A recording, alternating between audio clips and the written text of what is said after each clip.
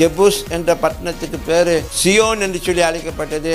அந்த சியோன் பிற்பாடு Jerusalem Zion வந்துச்சு. இன்னைக்கு ஜெருசலம்.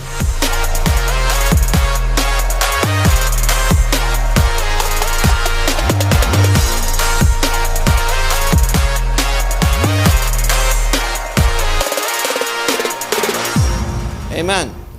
Amen.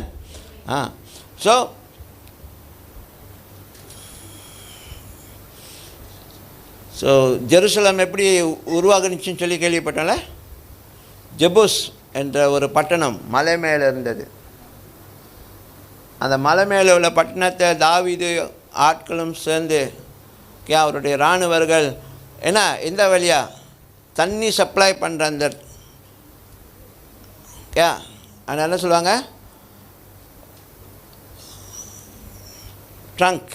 அந்த ட்ரங்க் மூலமாக இவர்கள் உள்ளுக்கு பூந்து அந்த நகரத்துக்குள்ளே பூந்து அங்குள்ளவங்களை அடித்து எல்லாத்தையும் கொன்று போட்டு தாவீது பிற்பாடு அந்த நகரத்தை பிடித்தார்.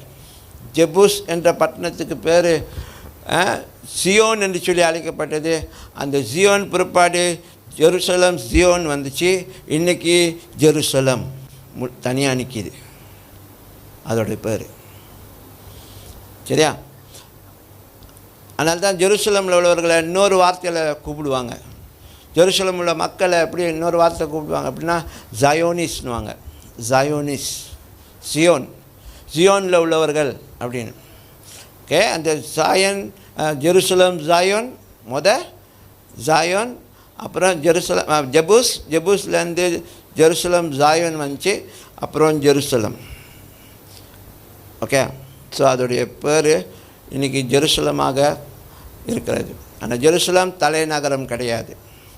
ஜெருசலம் தலைநகரம் தெலாவி தான் இப்போ ஜெருசலமுடைய இஸ்ரேலுடைய தலைநகரம் தெலாவி.